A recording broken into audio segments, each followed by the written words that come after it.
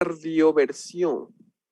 Cojo el desfibrilador y libero, ¿de acuerdo? 200 joules. Cardioversión eléctrica. La cardioversión farmacológica es con amiodarona. ¿De acuerdo? ¿Hasta ahí vamos, chicos? Sí, doc. Ok. Entonces, listo. Comencemos, por favor. Eso a manera de introducción. Obviamente, el fármaco de elección en general para hacer cardioversión farmacológica o control de ritmo es la amiodarona. Tengan presente que la amiodarona tiene yodo en su estructura química. Entonces, eso hace que pueda provocar tiroiditis, ¿no? ¿De acuerdo? Continuemos, porfa, comencemos, chicos. Muy bien, entonces primero hay que saber cómo se produce una fibrilación auricular. Entonces las aurículas en la fibrilación auricular no se van a contraer adecuadamente, por lo que va a quedar un remanente de sangre que permite la formación de coágulos en las aurículas, sobre todo en la orejuela derecha, como nos explicó el doc. Esto se debe a lo que existen unas microreentradas, que son islotes de células pequeñas que generan un movimiento eléctrico circular, las cuales son autónomas. ¿Esto qué quiere decir? Que tienen su propio frente eléctrico y por lo tanto la aurícula no se contrae de una manera adecuada, no se expulsa de manera adecuada la sangre y por lo tanto empiezan a tener estos remanentes y la alteración de la frecuencia. Ahora vamos a la clasificación. Entonces tenemos la fibrilación auricular diagnosticada por primera vez, la cual, ¿esto qué quiere decir? Que no ha sido diagnosticada antes, independientemente de la duración o la presencia o la gravedad de esta relacionada con los síntomas. Después tenemos la fibrilación auricular paroxística, la cual es autolimitada y en la mayoría de los casos dura 48 horas. Algunos episodios pueden durar hasta 7 días, pero no más de eso. De ahí tenemos la fibrilación auricular persistente, en la cual la fibrilación se va a mantener durante más de 7 días, incluyendo los episodios que se terminan por cardioversión farmacológica o eléctrica, pero tiene que ser después de 7 días.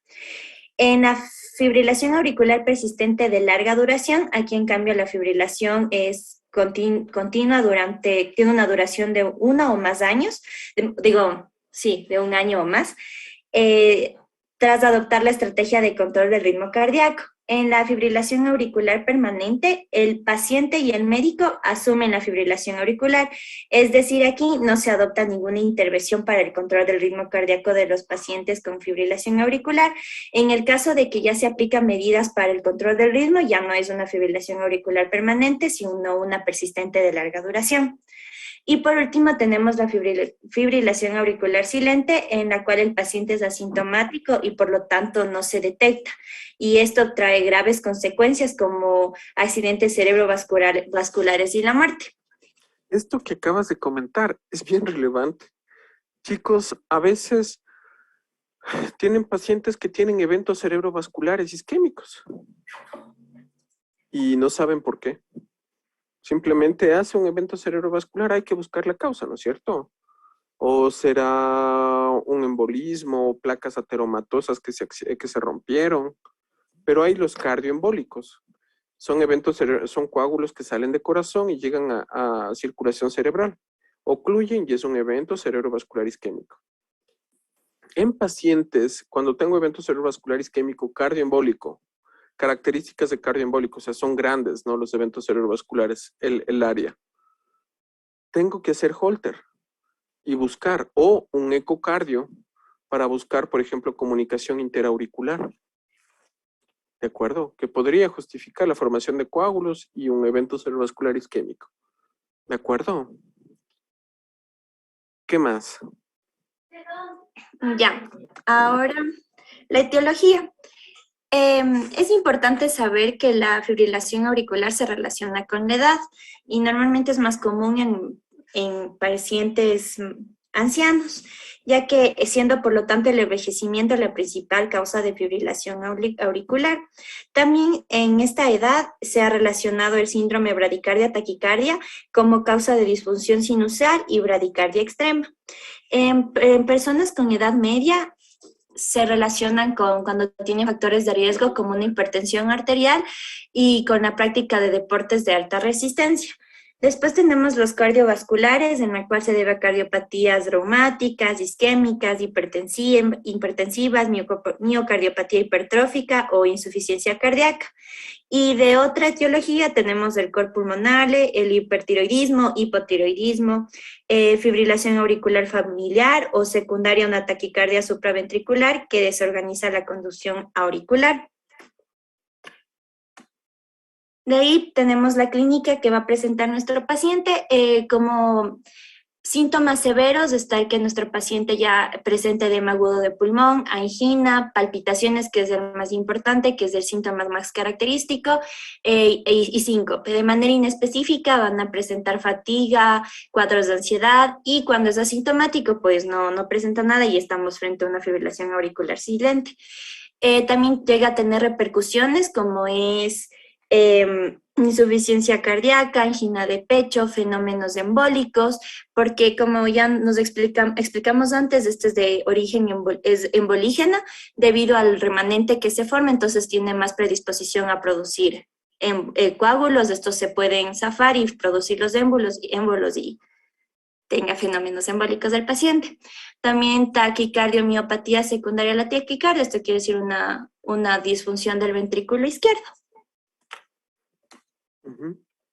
Ya, y por último tenemos los paraclínicos. Está el electrocardiograma, el cual ya va a ser Es lo básico, ¿no? más adelante. Ajá, el cual es Pero ojo, necesario. pueden hacer el electro y puede estar normal, ¿no? Eso no descarta fibrilación. Para eso hacen el Holter, ¿no es cierto? Muy bien. ¿Qué Entonces, más? tenemos el Holter, el cual nos permite evaluar el control de la frecuencia cardíaca y relacionar los síntomas con la recurrencia de la fibrilación auricular y detectar la inducción focal de los episodios. Luego tenemos también una ecocardiografía transesofágica, la cual es útil para evaluar valvulopatías y excluir la presencia de trombos intracardíacos, sobre todo en orejuela izquierda, y facilitar la indicación temprana de cardioversión o ablación con catéter. Otra más es la coronariografía o prueba de estrés, que es recomendada en pacientes con signos y síntomas de isquemia miocárdica. La tomografía computarizada, que es para pacientes con fibrilación auricular y con signos de isquemia cerebral o accidente cerebrovascular. Y por último, la resonancia magnética, que es utilizada para detectar presencia de ictus y guiar las decisiones sobre el tratamiento agudo y la anticoagulación a largo plazo.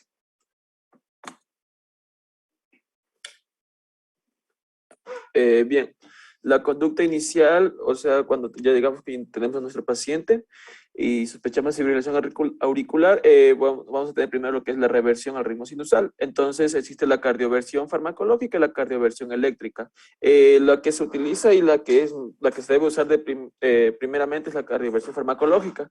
Sin embargo, hay criterios para realizar cardioversión eléctrica y también hay un algoritmo que ya se los voy a enseñar en la siguiente diapositiva, que nos muestra lo que debemos seguir para hacer la cardioversión eléctrica. En nuestro paciente, si tenemos un paciente complicado, hemodinámicamente inestable, que tenemos ya con presencia de edema agudo de pulmón, hipoperfusión periférica, la isquemia que es secundaria a la fibrilación auricular, que es imperativo, es decir, que necesitamos realizarla de urgencia porque está en riesgo la vida de nuestro paciente, porque también lo vamos a realizar a pesar del riesgo tromboembólico que puede llevar.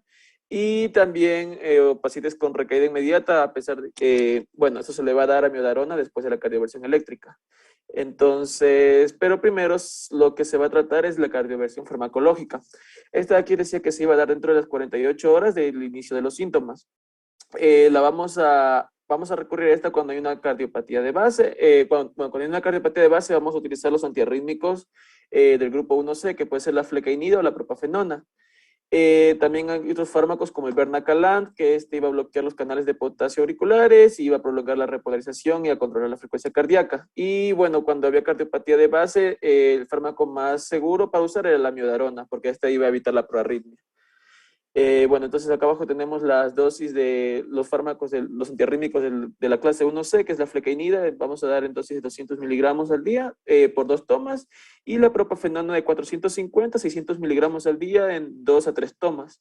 Esto obviamente, la cardioversión farmacológica siempre iba a ser cuando tengamos un paciente que esté hemodinámicamente estable Y se le va a hacer, bueno, y de ahí teníamos que seguir evaluando porque se podría llegar a una cardioversión eléctrica, sin embargo, esta había que programarla y había que también empezar con terapia de anticoagulación. Ya, pásale al siguiente, por favor. Ya. Aquí está el algoritmo que les mostraba. Entonces llega nuestro paciente, entonces lo primero que vamos a ver si tiene estabilidad hemodinámica. En el caso de que no tenga, vamos a dar heparina, puede ser de bajo peso molecular o heparina no fraccionada, y vamos a realizar la cardioversión eléctrica sincronizada. Si nuestro paciente está estable hemodinámicamente, entonces vamos a realizar lo que es el control de frecuencia y tromboprofilaxis con antivitamina K, y vamos a ver si cumple las condiciones para la cardioversión. Si es que sí las cumple, vamos a perseguir, o sea, la reversión a ritmo sinusal en urgencias. De ahí vamos a ver si no o si sí. Si es que sí sigue la reversión al ritmo sinusal en urgencias, tenemos que valorar si tiene una cardiopatía significativa. En el caso de que no tenga una cardiopatía significativa, vamos a dar fármacos como los del grupo 1C o Vermacalan, y vamos a ver si revierte a ritmo sinusal. Entonces, si revierte a ritmo sinusal, le damos el alta, y si no, bueno, hay que optar por la cardioversión eléctrica sincronizada. Bueno, en caso acá también en el control de los síntomas, si en la frecuencia cardíaca, por ejemplo, ya, si no hay control, o sea, vamos a valorar también por un ecocardiograma transesofágico. Entonces ahí podemos valorar lo que es el riesgo de trombos. Si no hay riesgo de trombo, podemos realizar también la cardioversión eléctrica. En caso de que hay riesgo de trombo no está indicada, bueno, tenemos que ingresar a nuestro paciente y someterlo a tratamiento con antivitamina K. Ya, pásale al siguiente, por favor. Ya, anterior. Ya, el manejo farmacológico. Bueno, entonces vamos a tener a nuestro paciente, como pudimos ver, cuando hay un episodio único o ocasional que no es frecuente, no recomendaba dar un tratamiento antiarrítmico. Cuando el paciente tiene fibrilación auricular, pero sin embargo no tiene una cardiopatía estructural de base, se iban a proceder a usar los antiarrítmicos de la clase 1C, como la flecainida y la propafenona, que ya mencioné. Se pueden también, decía que junto con eso se podían asociar a fármacos que aumenten la refractariedad del nodo auriculoventricular, como los beta bloqueantes o los calcio antagonistas. Esto de aquí decía que iban a evitar la conducción 1-1 a los ventrículos en caso de flúter, que puede ser una complicación. Y bueno, también podríamos dar la dronedarona, que mantiene el ritmo sinusal y controla la frecuencia cardíaca en recaída. Cuando nuestro paciente tiene una cardiopatía estructural de base, por ejemplo, hipertrofia severa, disfunción ventricular, insuficiencia cardíaca, el fármaco más recomendado iba a ser la miodarona, aunque también se podía usar sotalol como segunda elección.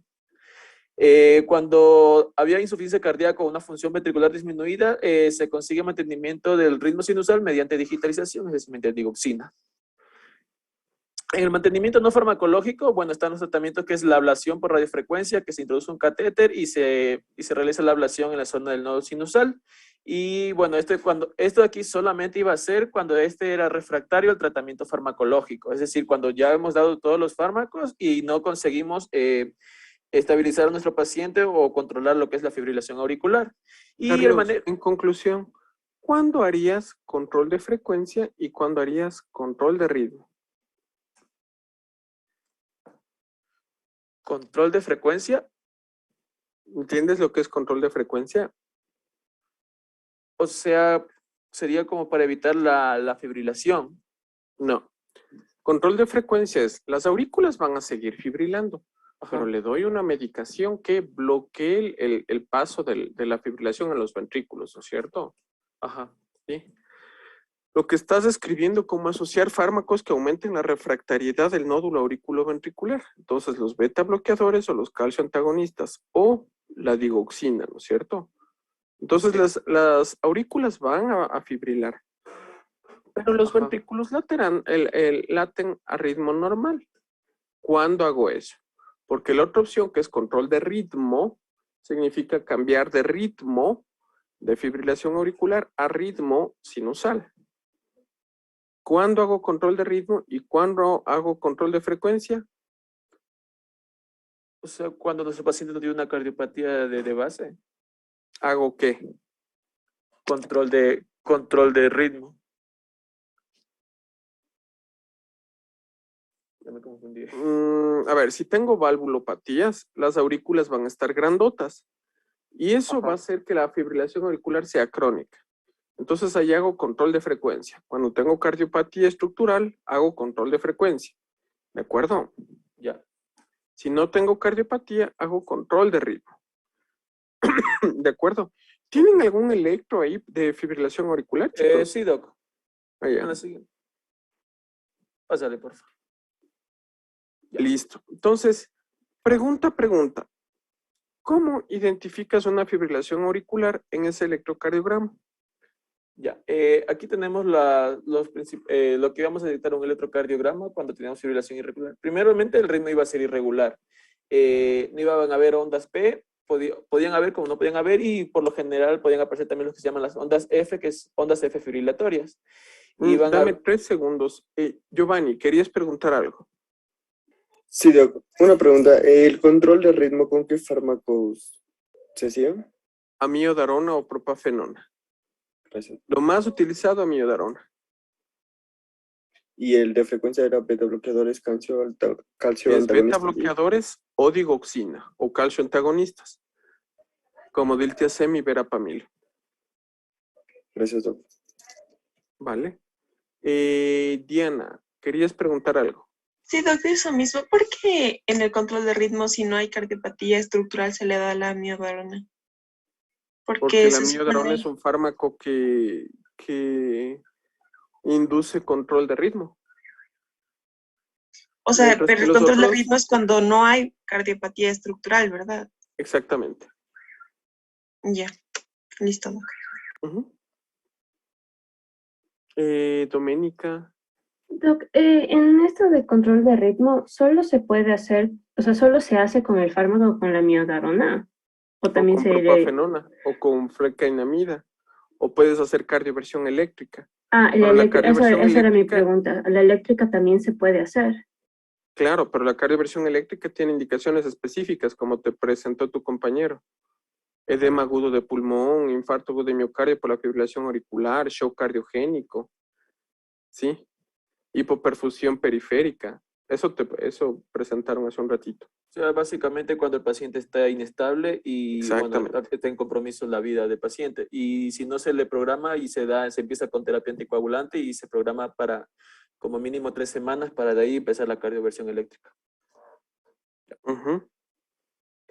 Bueno, en el electrocardiograma íbamos a tener ritmo irregular, las ausencias de las ondas P, que iban a ser ondas F fibrilatorias, iba a haber vibración de la línea de base, es decir, iba a estar una línea iba a estar más arriba, otra va a estar más abajo. El QRS iba a ser de fase normal, sin embargo, los intervalos RR iban a ser irregularmente irregular, es decir, no había la misma distancia entre un intervalo y también podía variar lo que es el voltaje. Como aquí Entonces, vemos, fíjense, eso que bueno, acabas de comentar es bien interesante. ¿En qué derivación vemos onda P? Normalmente en un electro, ¿en qué derivaciones analizas onda P? de 1, de 2. En D2 y D2. P1, exactamente. Entonces, vemos en D2, ¿de acuerdo? Por eso piden D2 largo, porque a veces, ya desde el punto de vista práctico, hacen el electro y a veces hay interferencias. Entonces, una manera de ver si es interferencia o realmente está en fibrilación auricular es con una hojita, con un lapicito, miden las distancias entre los R y R, ¿no? Ajá. Tienes ahí tu cursor.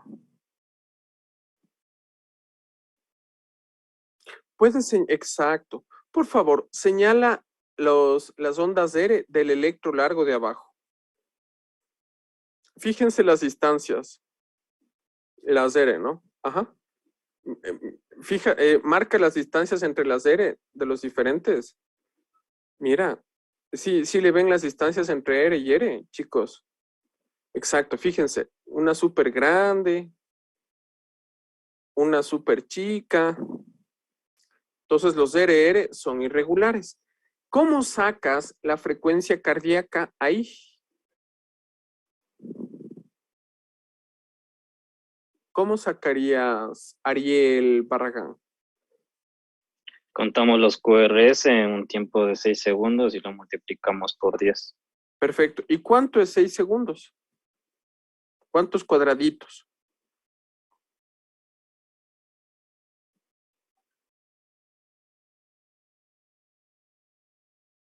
Ariel. Cada cuadrado chiquitito vale 0.04, ¿no es cierto? Si cada cuadrado grande tiene 5 cuadrados chiquititos, cada cuadrado grande vale 0.2. ¿No es cierto? Sí, hasta ahí vamos, chicos. Serían 30 cuadrados grandes. Sí, o hay otro método que puedes coger. Si cada cuadrado grande vale 0.2, coges 5 de esos y tienes un segundo. ¿De acuerdo? Ajá. Coges 10 de esos y tienes 2 segundos. Y eso por 30, ¿cuánto te da 2 por 30? 60 segundos, o sea, un minuto. Cuentas cuántos QRS tienes, ¿sí? ¿De acuerdo? En 10 cuadrados grandototes. Y eso te define la frecuencia cardíaca. Ahí cuenta, por ejemplo. A ver, cuenta, por favor.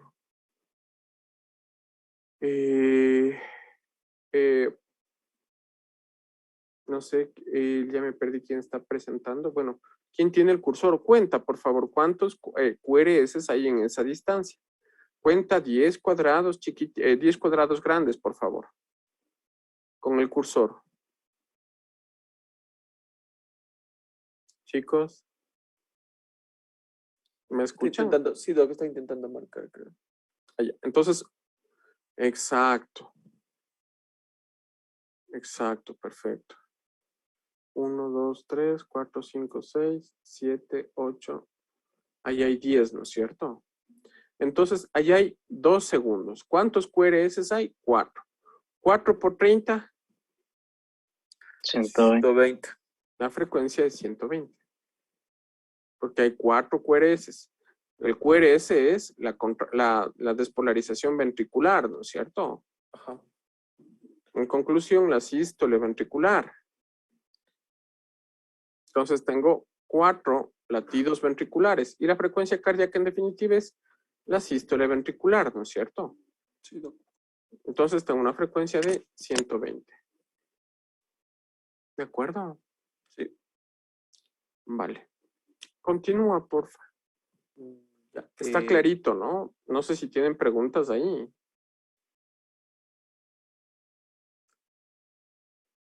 No, me parece que no. Pásale a la ¿No? siguiente, por favor.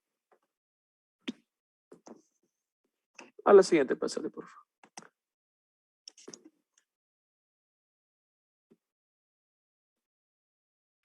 Bueno, yo les voy a hablar sobre lo que es la escala modificadora del Europe Heart Rhythm Association, o también llamado HRA, para la clasificación de los síntomas de fibrilación auricular. Entonces tenemos lo que son 5 escalas, que es la 1, que no tiene síntomas, y en la descripción tenemos que la fibrilación auricular no va a causar ningún síntoma. Tenemos la 2A, que tiene síntomas leves, en el cual la actividad diaria normal no está afectada por los síntomas de la fibrilación auricular.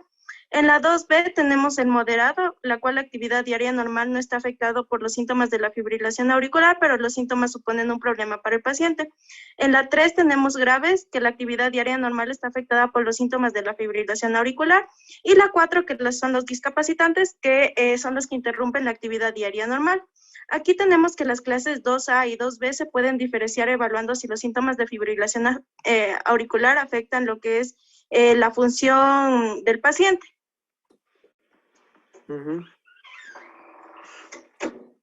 Ya. Tenemos lo que son los fármacos antitrombóticos.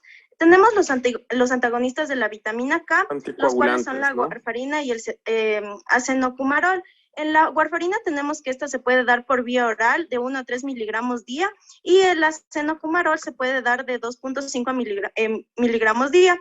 Estas, en las dosis de mantenimiento, tenemos que se deben individualizar las dosis con el fin de mantener un INR de 2 a 3. Bueno, en lo que debemos saber de estos efectos que tienen, o sea, de la warfarina, es que normalmente se alcanzan el efecto anticoagulante en el 2º al 7º día después de que se inicia el tratamiento con la warfarina. Entonces, aquí lo que tenemos que hacer es que se debe llegar a control, o sea, que se debe hacer controles de lo que es el INR. El INR normal es de 0.8 a 1.2, pero cuando se hace un tratamiento con warfarina, este debe llegar a 2 y a 3. Entonces De 2 a tenemos 3. que este va a ser el rango terapéutico. Ya, entonces, si es que suspendemos el tratamiento con heparinas, el INR debe ser controlado a las 72 horas, luego de la primera toma, y posteriormente se va a controlar cada 48 horas hasta alcanzar el control deseado en 2 controles consecutivos. Luego se controla 2 veces por semana y 2 semanas consecutivas, luego una vez cada 15 días por un mes, y finalmente, si el INR continúa estable, se hará un control mensualmente. También tenemos lo que son los nuevos anticoagulantes orales. Estos se recomienda el tratamiento con estos en lugar de lo que es los antagonistas de la vitamina K y del ácido acetilsalicílico para los pacientes con fibrilación auricular y un ACV previo. Entonces aquí vamos a tener el dabigatran, que es un inhibidor oral directo de la trombina. Esto se puede dar por vía oral, 150 miligramos cada 12 horas o 110 miligramos cada 12 horas. El rivaroxan, el apixaban y el endoxaban, que son inhibidores orales directos del factor 5A, y estos se pueden tomar vía oral, 150 miligramos cada 12 horas o 110, o 110 el rivaroxaban va a ser vía oral 20 miligramos cada 24 horas, el apixaban va a ser vía oral 5 miligramos cada 12 horas, y el endoxaban se puede dar vía oral 60 miligramos cada 24 horas o 30 miligramos cada 24 horas. Ya, en lo que son las recomendaciones para la prevención secundaria de los ACV, tenemos que, que no se recomienda la anticoagulación con heparina para pacientes con fibrilación auricular inmediatamente después de un ACV isquémico. Se debe interrumpir durante 3 a 12 días la anticoagulación de los pacientes que sufren un ACV isquémico de moderado a grave, estando en tratamiento con base en la evaluación multidisciplinaria del ACV agudo y el riesgo hemorrágico. Para pacientes que sufren un ACV, se debe considerar la administración del ácido acetilsalicílico para la prevención secundaria del ACV hasta que se inicie o reanude la anticoagulación oral. Y tras una hemorragia intracraneal se puede reiniciar la anticoagulación oral de los pacientes con fibrilación auricular a las 4 a 8 semanas, siempre que la causa del sangrado o del factor relevante de riesgo se haya tratado o controlado. Ya, aquí tenemos que la interpretación de estos valores, no le cambies. Ya, no, la otra, la anterior. Ya, bueno, aquí tenemos que la interpretación de estos valores, entonces vamos a tener que 0 puntos va a ser un riesgo bajo. Este no está indicado en los tratamientos antiagregantes y anticoagulantes. Si tenemos un punto va a ser riesgo moderado, el cual se debe considerar la anticoagulación oral. Ay, no, perdón. Si era esto, es puntuación de riesgo del ACV y tromboembolias de fibrilación no valvular. Ya aquí tenemos lo que son las letras y las características clínicas y el puntaje. Entonces tenemos que insuficiencia cardíaca y disfunción ventricular va a valer 1 punto, hipertensión arterial va a valer 1 punto, edad mayor o igual a 75 años va a valer 2 puntos, diabetes va a valer 1 punto, el ACV previo o el stroke va a valer 2 puntos, enfermedad vascular 1 punto, edad de 56 a 74 años va a valer 1 punto y el sexo femenino va a ser 1 punto. Entonces es el CHA2-VASc, ¿no? Ajá. Ese realmente se usa full. Ya. 1 o más, valorar anticoagulación, ¿no es cierto? Ya. Y luego corres el Has-Bleed como riesgo de sangrado. Sí. Ya. Entonces, bueno, aquí en la interpretación tenemos que el riesgo bajo va a ser 0 puntos, el cual no está indicado en los tratamientos antiagregantes o anticoagulantes. Tenemos el riesgo moderado, que va a ser 1 punto, que se debe considerar la anticoagulación oral, y un riesgo elevado que va a ser mayor o igual a 2 puntos, el cual está indicada la anticoagulación oral, con lo que es los nuevos anticoagulantes orales, no dependientes de lo que es la vitamina K o los antagonistas de vitamina K. Aquí se debe ajustar dosis para alcanzar un intervalo del INR de 2 a 3. Y se debe considerar el uso de oclusores de la orejuela izquierda para pacientes con contraindicaciones claras a la anticoagulación oral.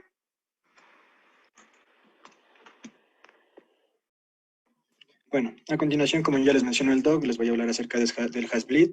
Este de aquí en realidad lo que va a hacer es puntuar el riesgo de sangrado que tiene el paciente, teniendo en cuenta... Sí se dan cuenta que es un acrónimo, ¿no, chicos? Ajá. Sí, Al igual el CHA2-VASc y el HAS-BLEED. Ujú. De acuerdo. Y de hecho, si quieren, antes del CHA2-VASc había uno que se llamaba CHADS2. ¿De acuerdo? sí, La C de cardiac heart failure, la H hypertension, A edad, ¿de acuerdo? D diabetic y S stroke. CHA2-VASc es el ideal por si acaso, pero bueno. ¿De acuerdo? Ya, entonces ¿Qué más? tenemos que puntuar ahí con las letras que tenemos, la H, hipertensión sistólica mayor a 160, un punto, la A, que es anormal en función renal o hepática, que es de 1 a 2 puntos, dependiendo si son una o ambas, la S, que sería en este caso lo que es la ACV, que sería un punto, también tenemos la B, que es el sangrado previo, que sería un punto, la L, que es la labilidad del INR, que ya nos habló nuestra compañera, que sería un punto igual, y la E, que sería la edad mayor a 65 años, que es un punto, y la D, que serían si es que utiliza drogas o consume alcohol el paciente, o 1 o 2, si es que consume las dos. Bueno, en general tenemos que tener en cuenta que la puntuación de esta va a ser igual o mayor a 3. Esto de aquí nos indica un riesgo elevado, tanto de anticoagulantes orales o aspirina, y en estos casos, o sea, no se debería hacer una contraindicación de los anticoagulantes orales, en lugar se debe identificar y tratar los factores de riesgo del mismo. Cámbiale, por favor. Ya, aquí tenemos el INR, ¿no? De tanto de fibrilación auricular aislada, trombosis venosa profunda, de embolia pulmonar, valvulopatía, prótesis valvular mecánica, solo como para entender un poquito lo que es el INR. Cámbiale, por favor. Ya, y por último, un poco de fármacos antiarrítmicos. Aquí tenemos varios tipos de fármacos, teniendo en cuenta que este de aquí tiene una subdivisión. Yo encontré lo que es de Vaughan-Williams, y este de aquí en realidad le va a dividir en lo que es la clasificación, ¿no? De 1, 2, 3, 4, la 1 que se subdivide en 1A, 1B, 1C, y estos de aquí van a ser los bloqueadores de canales de sodio, la 2 que van a ser los beta bloqueantes, la 3 que van a ser los bloqueantes de potasio, y la 4 que tenemos los antagonistas del calcio. Entonces ahora les voy a hablar un poco de lo que va a ser las dosis iniciales y de mantenimiento de cada fármaco, como por ejemplo tenemos lo que es la prolcanamina. Este de aquí va a ser vida intravenosa de 15 a 18 miligramos por kilogramo, y esto de aquí puede llegar hasta 20 miligramos en minuto. Y tenemos, teniendo en cuenta que tenemos un máximo de 5 gramos cada 24 horas. En dosis de mantenimiento, esta de aquí teníamos intravenosa en lo que es de 1 a 4 miligramos por minuto. Realmente de todos los fármacos que estás presentando, la propafenona, Ya, el resto no, la verdad, la lidocaína, o sea, lido hay, ¿no? Pero es difícil de usarlo, la verdad, es riesgoso. Ya, entonces la propafenona. La miodarona sería, hermano. Ya, también tengo en otra diapo. Ya, La entonces, miodarona. El bueno, resto, la verdad, obvia, porque no hay ni siquiera. ¿le cambio entonces? Cámbiale. Ya, a ver, siguiente, por favor. La miodarona, sí. Ya. Cámbiale, por favor. Ya, bueno, entonces aquí tenemos lo que sería la amiodarona. Diltiazem y amiodarona presenta. Ya. Metoprolol también tienes, propanolol también. Ujú. Listo, eso es presenta, exacto. Ya, entonces desde metro le presento. Sí. Ya, entonces tenemos el metoprolol, que este de aquí va a ser de dosis inicial, el bolo endovenoso de 2.5 a 5 miligramos, a pasar en 2 minutos hasta 3 dosis. Y vía oral tenemos que se da igual que lo que sería la dosis de mantenimiento, que sería de 25 a 100 miligramos cada 12 horas. El propanolol sería endovenoso de 0,5 miligramos por kilogramo de peso, y igualmente la vía oral sería igual que la dosis de mantenimiento, que sería de 80 a 240 miligramos 10, en dos dosis divididas. El diltiazem tenemos que es en endovenoso y vía oral igual, el endovenoso de 0.25 miligramos kilogramo de peso, a pasar por en 2 minutos. Y vía oral sería igualmente en dosis de mantenimiento, que sería de 120 a 360 miligramos día, en 2 dosis divididas. ¿Cuál más me dijo que le hablé? El verapamilo también. El diltiazem, verapamilo no, amiodarona. Ya, la amiodarona tenemos que tener en cuenta que hay para FA con vía accesoria y para FA sin vía accesoria, y de aquí tenemos que tener en cuenta que van endovenosas de 150 miligramos a pasar en 10 minutos. Y para insuficiencia cardíaca, que tenemos endovenosa y vía oral, la endovenosa de 150 miligramos a pasar en 10 minutos, y la vía oral de 800 miligramos día por una semana. Y luego decía que tenemos que darle 600 miligramos día por una semana, seguido de 400 miligramos día por una semana. Y la digoxina también, o esa ya no hay. La digoxina también. Ya la digoxina tenemos endovenosa de 0.25 miligramos cada 12 horas hasta un máximo de 1.5 miligramos. Y endovenosa de 0.12 a 0.37 miligramos día por vía oral. Pues fíjense los fármacos que conversamos. El metoprolol y el propanolol, ¿qué son, Doc? Ya, Doc, el metoprolol y el propanolol, ¿verdad? Ajá, ¿qué son? Estos de aquí en sí eran lo que eran no selectivos, estos son tipo 2, beta bloqueantes ¿Pero tipo qué? 2, no selectivos, beta Son 1 y beta beta 2. bloqueadores, ¿no? Ajá, El metoprolol es cardioselectivo. El propanolol no es cardioselectivo, ¿no? ya. El metoprolol, el bisoprolol son cardioselectivos, al igual que el atenolol. El propanolol es no cardioselectivo. ¿Y el diltiazem y verapamilo qué son? El diltiazem y el verapamil, estos de aquí ya son calcio antagonistas, tipo L decían en lo que estudié. Exactamente, exactamente. No dihidropiridínicos, ¿no? Y la miodarona, que es un antiarrítmico. Perfecto. Bien. Clarito, ¿no? Entonces, ¿anticoagulamos o no anticoagulamos? En base al chat-BASC o al chat-2, si quieren un acrónimo más cortito. Y vemos si hay si hay riesgo de sangrado o no con el Hasbleed. Sabemos la causa de la fibrilación auricular, buscamos causas secundarias, ¿de acuerdo? Y ya saben el manejo, ya saben cómo reconocer. El tomar pulso en parte periférica en la fibrilación auricular, ¿de acuerdo? No está bien. La frecuencia cardíaca en una fibrilación auricular se toma o auscultando o en electrocardiograma. ¿De acuerdo?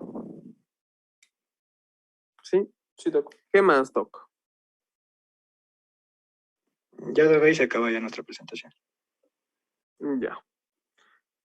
La siguiente es bloqueos auriculoventriculares, ¿no? Bradis.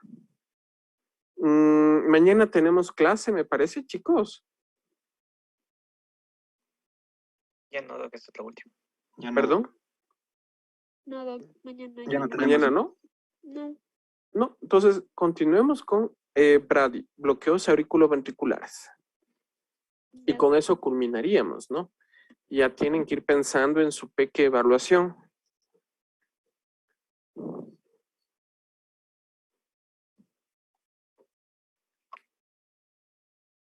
Ya le compartimos. Ya le compartimos. Ya.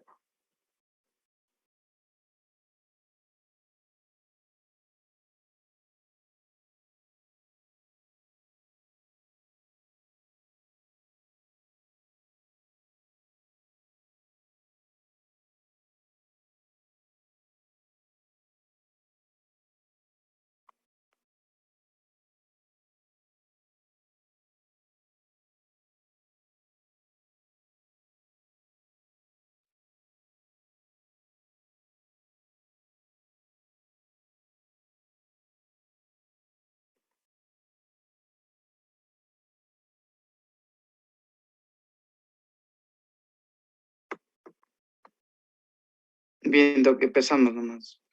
Buenas noches con todos. Vamos a hablar sobre los bloqueos auriculoventriculares. Pásale, por favor. Bien.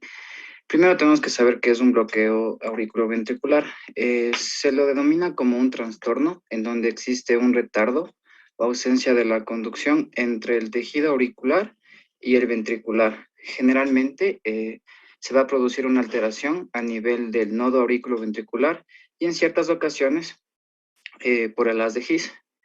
Históricamente, esta fue la primera indicación para el uso de marcapasos cardíacos y bueno, sigue siendo la principal razón, aproximadamente un 50% para la implantación de marcapasos. La incidencia de estos trastornos de conducción auriculoventricular va a aumentar con la edad, es decir, que se van a dar en la mayoría de personas mayores. Y bueno, a excepción del bloqueo auriculoventricular congénito, que igual, bueno, es muy poco frecuente y se va a dar un caso entre 15.000 personas, entre 15.000 nacidos vivos. Bien, aplicando criterios del electrocardiograma, el bloqueo auriculoventricular se clasifica tradicionalmente como bloqueo auriculoventricular de primero, segundo o tercer grado. Vamos a hablar sobre el bloqueo auriculoventricular de primer grado. Este se define como una prolongación anormal del intervalo PR mayor a 0.20 segundos. Y en tercera edad más de 0.22, ¿no? Sí, y en niños a mayor a 0.18 encontré también, Doc. No sé si En niños sí les mentiría, no es mi especialidad. Ok, Doc. Lo normal del intervalo PR es de 0.3 a 0.19 segundos. Tenemos que recordar que el intervalo PR se mide desde el inicio de la onda P. Bueno, le señalé en rojo que, bueno, aquí vamos a medir desde el inicio de la onda P hasta donde inicia el complejo QRS. Bueno, estos pacientes por lo general con bloqueo auriculoventricular de primer grado van a ser asintomáticos. También recordar que este intervalo PR va a representar a la despolarización auricular y el retraso fisiológico que sufre el estímulo del paso de la conducción al nodo auriculoventricular. Las causas de bloqueo de primer grado tenemos la cardiopatía isquémica, miocarditis, miocardiopatías, hipoxia, acidosis, intoxicación con fármacos, por ejemplo, los digitálicos, los beta bloqueadores, los calcio antagonistas centrales, porque estos van a disminuir la conducción a través del nodo auriculoventricular. También tenemos trastornos electrolíticos, vagotonía que causan retardo de la conducción a este nivel. Estos patrones de, por ejemplo, de prolongación de intervalo PR funcionales o fisiológicos, por decirlo así, podemos encontrar en deportistas con una hipertonía vagal, donde se alarga el intervalo PR, por lo que no debemos confundir con esto. Igualmente en gente bueno, en las personas que por la noche tienen una bradicardia, aquí también va a aumentar el intervalo PR. En cuanto al tratamiento, simplemente les voy a dar una pauta porque más adelante les van a hablar. Generalmente no se requiere, generalmente son asintomáticos y no se requiere mayor tratamiento. Ahora, si el bloqueo es suficiente como para provocar síntomas como cansancio, decaimiento, sobre todo datos de bajo gasto cardíaco, se debe corregir el factor etiológico, es decir, la causa que lo está provocando. Entonces, por ejemplo, si es secundario a un medicamento, lo que vamos a hacer es suspender el medicamento. En algunos casos, muy pocos, se puede requerir un marcapasos transitorio de manera profiláctica. Un ejemplo de esto, encontré, por ejemplo, que en pacientes con un infarto de miocardio, el cual tienen un bloqueo de primer grado, pero asociado a un bloqueo de las de His, en este caso el bloqueo ¿Qué puede tipo de progresar. infarto? Izquierdo. Seguro. Un infarto izquierdo, pero me perdí. No hay un infarto izquierdo, ¿no es cierto? ¿No es cierto? Un Sí, infarto se clasifica en septal, anterior, lateral, lateral superior e inferior. No hay un infarto izquierdo. ¿Qué tipo de infarto provoca un bloqueo auriculoventricular? No, sería, o sea, es que yo lo asocio por derecho izquierdo, pero claro, está mal. Pero sería más a un infarto de la cara anterior. De la cara inferior. De acuerdo. El D2, D3 y ABF puede cursar con bloqueo auriculoventricular. O el del ventrículo derecho. De acuerdo. Sí, doc. Sí, sí le cachan la ubicación del aurículo ventricular, ¿no? Un inferior, ¿de acuerdo? ¿Qué más? Bien, doc. Pásale, por favor.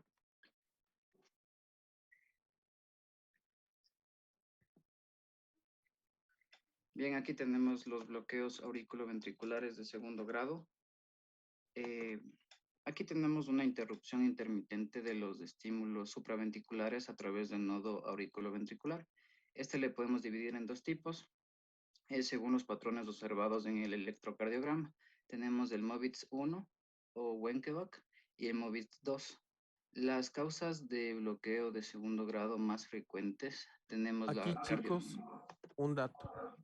El MOVITS 1 no requiere por lo regular colocación de marcapasos. El MOVITS 2 sí. Fíjense, es un bloqueo auriculoventricular de segundo grado, pero el MOVITS 1 el MOVITS 1 no requiere colocación de marcapasos. Y el MOVITS 2 sí. Fíjense el gráfico que les está presentando su compañero, está súper chévere, ¿no? Explícanos. Claro, Doc.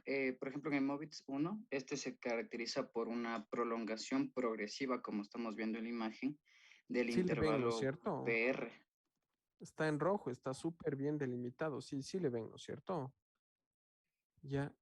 Y fíjense, se va prolongando poco a poco el PR hasta que de repente, tax, no conduce.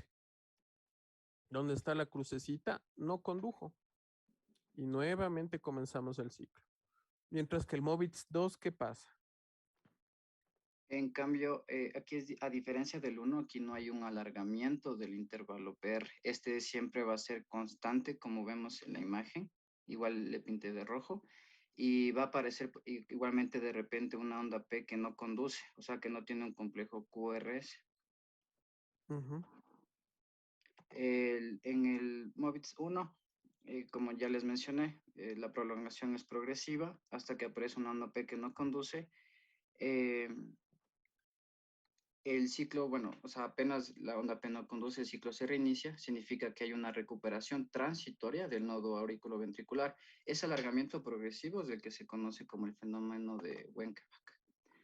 Y en este MOVITS 2, bueno, el intervalo PR va a ser constante, como es de la imagen, y va a aparecer de repente una onda P que no conduce o que no tiene un complejo QRS. Este tipo de patrón representa una alteración como más distal a la lesión, o sea, una lesión más alejada del sistema de conducción. Y como dijo el doc, el pronóstico es más severo y fácilmente puede progresar a un bloqueo de tercer grado. Pásale, por favor. No, antes de que le pasen, falta poner que hay el bloqueo auriculoventricular de segundo grado, el extremo. Este se va a presentar con una P conducida y una P bloqueada. Igual P conducida, P bloqueada. Así, va a tener una frecuencia cardíaca muy baja. Puede tener hipotensión el paciente y caída del gasto cardíaco. Y aquí sí se pone el marcapasos. Indicación de marcapasos. Ajá. También hay el bloqueo auriculoventricular avanzado. Este se presenta con dos P's bloqueadas consecutivas y luego sí una que pasa con un QRS.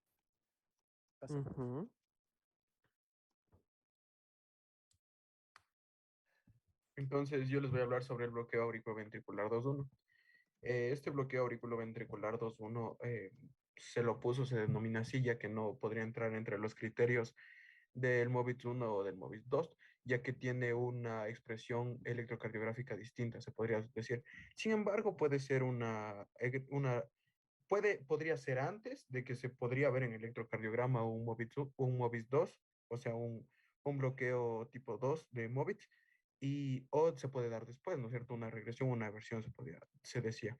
Bueno, ¿y por qué se caracteriza este? Es porque tenemos dos ondas P en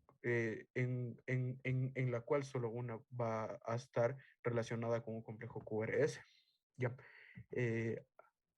Algo interesante de esto era que según la morfología del electrocardiograma, nosotros íbamos a poder ver en qué parte o a qué altura, no tan específicamente, pero darnos una idea de dónde estaría el bloqueo, ¿no es cierto? Entonces, si nosotros tenemos la onda P, la que está seguida o la que está relacionada con el complejo QRS, pero tenemos un QRS anormalmente pequeño, se podría decir, o con una morfología más pequeña, tenemos, y con un intervalo PR también menor a 0,20, podríamos decir que el bloqueo estaría en el nodo auriculoventricular o también en el haz de His, ¿no es cierto? Sin embargo, si nosotros tenemos un intervalo PR un poquito más extenso, y ya tenemos un complejo QRS que responde tal vez a la normalidad, aunque puede estar un poco más prolongado, ya estaría en las fibras de derecha o izquierda o incluso en las fibras de Purkinje. Ya, bueno, esto se decía que se relacionaba, ¿no? Con el DAYAM. Sin embargo, tendríamos que pedir nosotros un registro de un electrocardiograma de una superficie prolongada para poder darnos cuenta de este, porque tenemos que ver en D2 bastante, ¿no? O sea, tendremos que tener una derivación bastante larga, se podría decir, para darnos cuenta. Eso, Doc. ¿Puedes darle a la siguiente? Ya. Y bueno, el de tercer grado o el total que se le podría llamar, el bloqueo auriculoventricular de tercer grado es cuando la onda P o ninguna onda P está relacionada con el complejo QRS que tenemos, ¿no es cierto? Entonces aquí llega un dato interesante que es cuando Este empiezan es los... caótico, ¿no? Las Ajá. aurículas esto es caótico. Las aurículas por su lado, los ventrículos por su lado. Totalmente asincrónicos, ¿no? Si se dan cuenta. Y comienzan los impulsos de rescate que se dicen que son iniciados no por el ritmo sinusal, sino por otro ritmo, tal vez auriculoventricular de otro lado. Como dice el doc, vemos independencia de un ritmo sinusal, independencia de un ritmo que me está dando del QRS.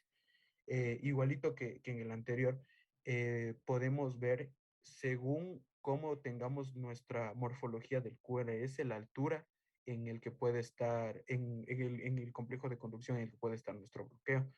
Ya. ¿Cuál van a ser las características electrocardiográficas de esta patología, se podría decir, ¿no? En primer lugar, es que va a haber más ondas P que complejos QRS y no van a estar relacionados con ninguno. Incluso pueden estar sobrepuestos en el electrocardiograma y no se les va a poder ver porque obviamente el QRS va a taparles, ¿no? Vamos a tener más ondas P y que no están relacionadas con el QRS y eso. En tanto a la morfología, eh, cuando nosotros tenemos, cuando nosotros tenemos el bloqueo del eje completo y tenemos un ritmo de escape que puede estar entre 40 y 60 latidos por minuto y un complejo QRS estrecho, en el electrocardiograma de superficie se puede encontrar generalmente la falla o el bloqueo dentro del nodo auriculoventricular y se observa a menudo en bloqueos que pueden ser congénitos. Congénitos, por otro lado, cuando el complejo QRS es ancho y tiene una frecuencia menor, hablamos de 20 a 40 latidos por minuto, implica que el bloqueo está en el sistema de His-Purkinje, en la rama derecha o izquierda, o en el propio AS, o en las ramas de Purkinje. Y este suele ser característico o suele ocurrir en la mayoría de veces en los bloqueos auriculoventriculares adquiridos. Aquí me pareció interesante esta que le puse como la figura que están los dos electros, porque decía que era un paciente que, como vemos voy a rayar, ¿ya? Anotar. En este de aquí, en este electro de aquí, vemos que relativamente está normal su ritmo, no tenemos una onda P seguida, sin embargo tenemos aquí una elevación, puede estar alguna cosa ahí, pero vemos que es súbito el bloqueo aquí, ¿no es cierto? Y vemos que comienzan a haber ondas P que no están seguidas de ningún complejo QRS, es decir, que te está el bloqueo ahí. El de abajo es la continuación de este, ¿no? Vemos que siguen nuestras ondas P independientes y que aparece un ritmo de rescate aquí y ya comienza a ver ya tenemos como decir un ritmo, ¿no? Pero después ya vemos que las P igual no están relacionadas. Ve, aquí tenemos esta P y esta tal vez podría decir que está relacionada, pero después vemos esta cosita aquí, esta acá, pero ya tenemos el rescatado. Y bueno, me pareció interesante esto porque tenemos el bloqueo súbito, ¿no? Y después tenemos la aparición del bloqueo auriculoventricular de tercer grado. Dale a la siguiente, por favor.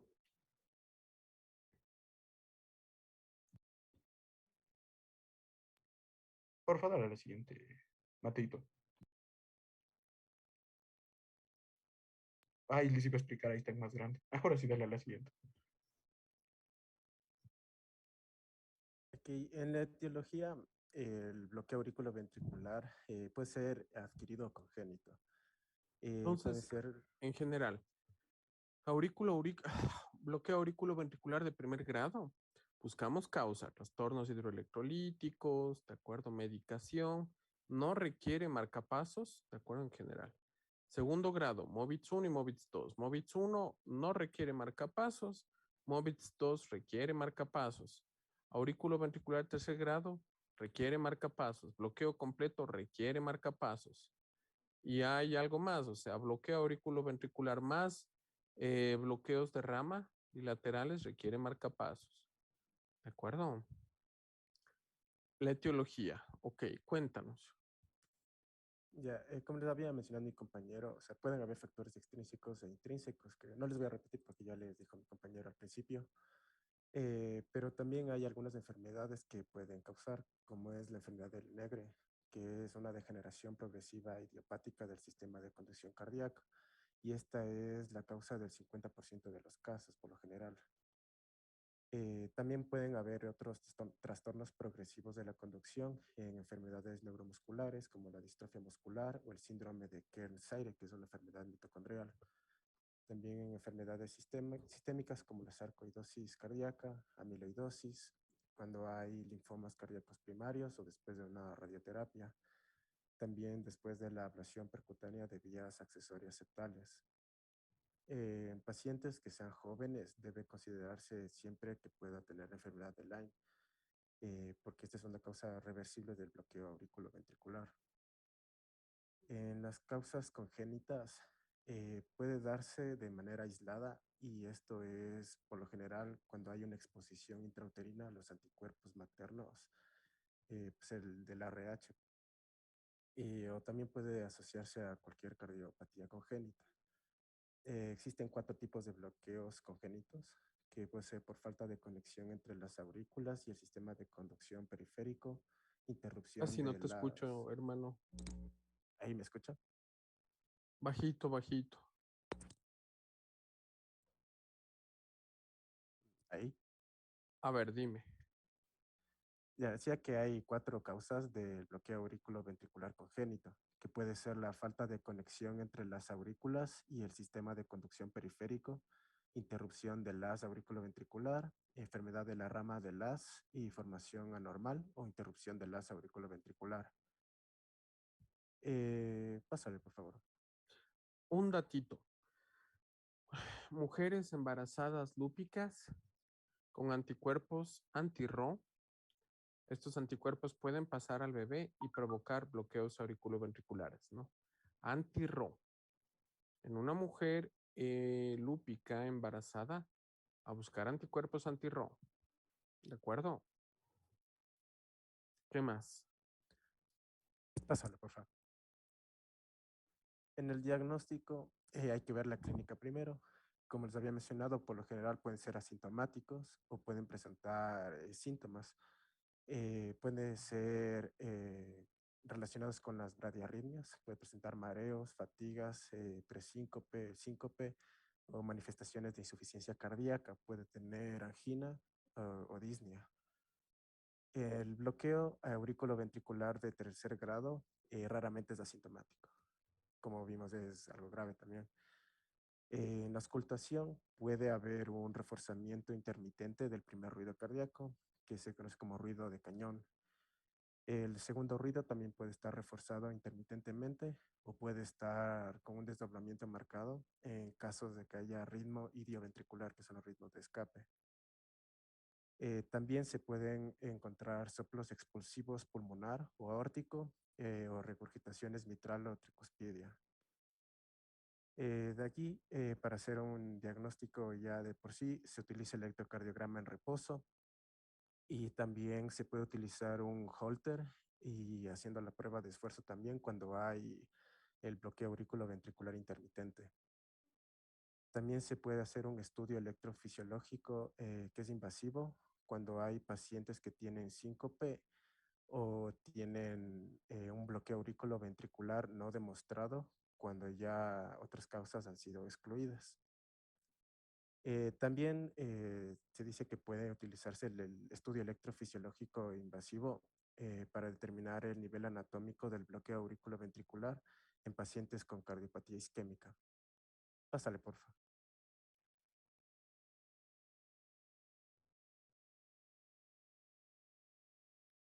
Ya, con lo que es el tratamiento, un poco ya les fueron mencionando en las anteriores diapositivas, pero El tratamiento del bloqueo auriculoventricular se tiene que empezar buscando las posibles causas reversibles, como por ejemplo, como ya les mencionaron, la enfermedad de Lyme o una isquemia miocárdica. Y si es posible, se deben suspender los fármacos que causen un retraso de la conducción, como los antagonistas de calcio. En una situación ¿Cuáles aguda, podemos antagonistas de calcio? el diltiazem y el verapamil. Exacto. Porque amlodipina no tiene ningún sentido suspenderlo, ¿no? Si es que es hipertenso. Ya, ¿qué más? De ahí, en lo que son las situaciones agudas, podemos tratar el bloqueo auriculoventricular sintomático con fármacos vasolíticos por vía intravenosa, como la atropina o las catecolaminas. Y si los fármacos no son efectivos, está indicado el uso de un marcapasos temporal. Igual, si se nos presenta una urgencia inmediata, una bradiarritmia sintomática, podemos utilizar una estimulación transcutánea. Aquí es importante mencionar que el marcapasos cardíaco transitorio y permanente va a ser el tratamiento de elección establecido en la mayoría de todos los casos del bloqueo auriculoventricular completo sintomático. La indicación va a depender del tipo y la localización del bloqueo auriculoventricular. Como ya vieron antes, hay varias localizaciones en las que se puede presentar. También depende de los síntomas y el pronóstico. Y si es que el paciente tiene enfermedades concomitantes. Empezando con los pacientes con un bloqueo auriculoventricular de primer grado. Generalmente estos pacientes no necesitan marcapasos. Sin embargo, si el intervalo PR no se adapta a la frecuencia cardíaca y es lo suficientemente prolongado, lo que va a hacer es causar síntomas por pérdida de esta sincronía auriculoventricular y ahí se debe considerar la posible conveniencia de implantar un marcapasos. Para el bloqueo auriculoventricular de segundo grado, el tipo 1, el asintomático, como ya vimos, este es un trastorno benigno con un muy buen pronóstico en personas jóvenes o deportistas. ¿El Sin AB de embargo, primer grado me estás diciendo? de segundo grado. Ok, Segundo de grado tipo segundo 1. grado Movitz 1 o Wenkeberg. Ajá, ajá. Ya, ok. ¿Qué más? Ya, entonces, como les mencionaba aquí, hay una controversia en cuanto al pronóstico y la necesidad de un marcapasos, más que nada en pacientes de mayores de 45 años. Ujú. En estos pacientes lo que se recomendaba era mantener una vigilancia estrecha, Ujú. más que nada porque no se necesita el marcapasos. Y en los pacientes con un bloqueo auriculoventricular completo congénito, aquí si se implanta o no un marcapasos va a basarse en varios factores, empezando por la evolución del paciente, la edad que tenga el paciente, más que nada por la bradicardia que es dependiente de la edad, los síntomas del paciente y si es que existe alguna cardiopatía estructural. Aquí las indicaciones para el uso del marcapasos, todavía mencionaba, la guía en la que saqué todavía mencionaba que está en un proceso de cambio, porque hay consensos, al menos en pediatría, respecto a lo de las cardiopatías subyacentes graves. Y si es que hay una frecuencia menor a 50 a 55 latidos por minuto, debe ser una indicación para el uso de un marcapasos. Y en cuanto al pronóstico, igual les voy a mencionar el pronóstico de estos tres. El pronóstico, al igual que el tratamiento, depende de la localización del bloqueo y si es que hay alguna cardiopatía subyacente. Entonces aquí, el bloqueo auriculoventricular de primer grado tiene un muy buen pronóstico porque el riesgo de que haya una progresión de un bloqueo auriculoventricular de tercer grado es muy bajo. Entonces, este tiene un muy buen pronóstico.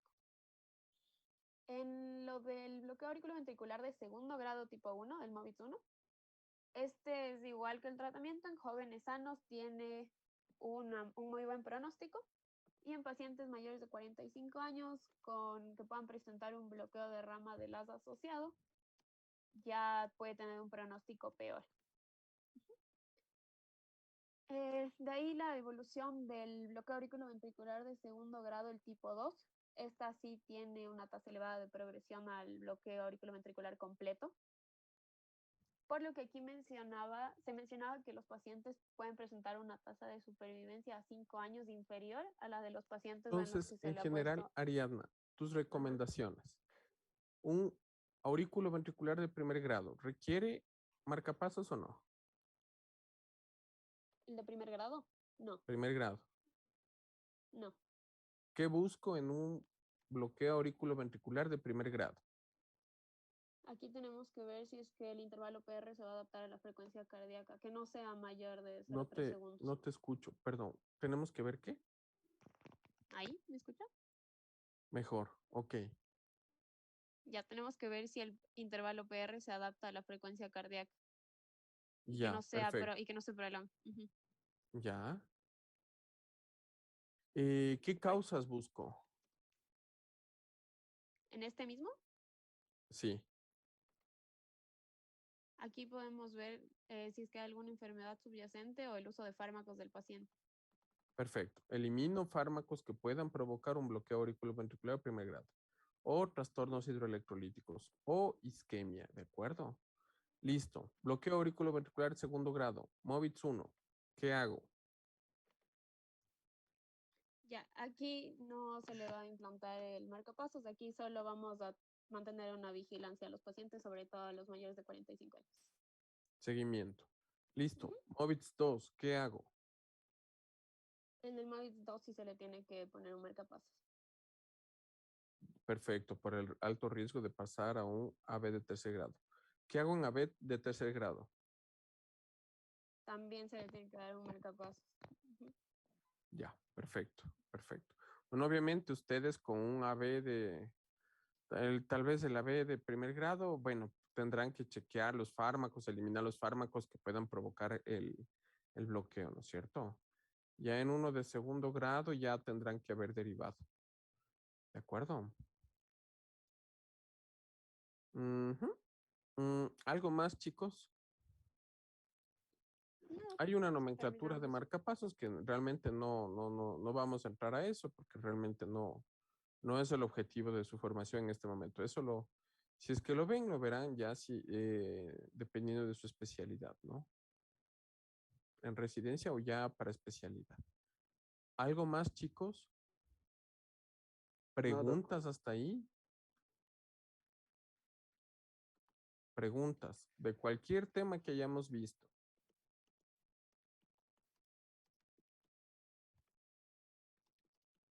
Carolina Pasquel. Efectos adversos de los diuréticos tiacídicos. Carolina Pasquel.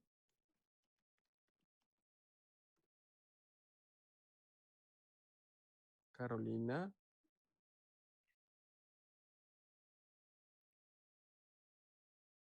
¿No está Carolina en la clase? Sí. Sí, Doc. Ok.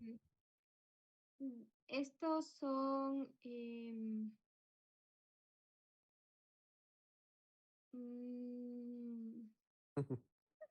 Vamos, Carolina, vamos. Hacemos barra. Dale. No. no, ¿Sí? no me acuerdo. No. Carlos Arauz.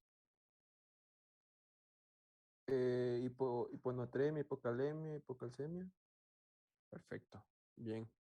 Muy bien, Carlos. Veo que participas bastante bien. Sí, señor. Toditos. Excelente. Ajá. Listo. Quedemos hasta ahí. Chicos, ¿no tienen ninguna pregunta? No, doc. ¿Cuándo es el examen? Ya les cuadro el examen. Ya cuadro con su representante. Va todo, ¿no? Lo que hemos visto. ¿De acuerdo? Listo, doc. Ya, doc. Listo. Igual les voy a mandar algún material al chat grupal para que revisen. El libro base es Harrison, pero igual les voy a mandar algún otro material. ¿De acuerdo? Ya, doc. Bueno, chicos, ninguna pregunta. No, doc, gracias. Ya. Bueno, chicos, una buena noche. Cuídense. Gracias, doc, igualmente. Hasta luego, doc.